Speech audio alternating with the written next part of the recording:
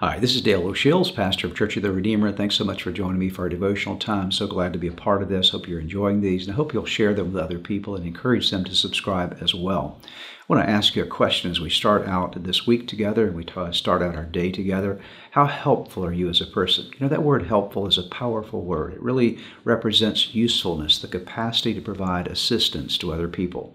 There's a story in the Bible, actually, the Apostle Paul at the end of his life, when he writes these words in 2 Timothy chapter 4, verse 11, he says, "Get Mark and bring him with you, because he is helpful to me in my ministry." Notice that as Paul was writing Timothy, he said, "I want you to go and get Mark and bring Mark to me," this young man named Mark.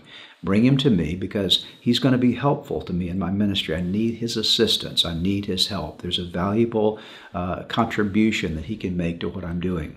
Now, this had not always been the case with this young man named Mark. In fact, when Paul and Barnabas had originally started their church planting journey, what had happened was John Mark had deserted them. He'd gone away, he'd left. The road had been too hard for him, and so he had deserted Paul and Barnabas and had had a season of time where he was maybe out of ministry or perhaps not as engaged in ministry.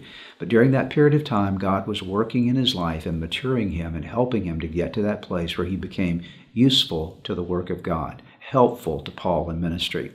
And over that time of maturity, something happened in this young man that allowed him to say, you know what, now I have something to offer, now I have something to give.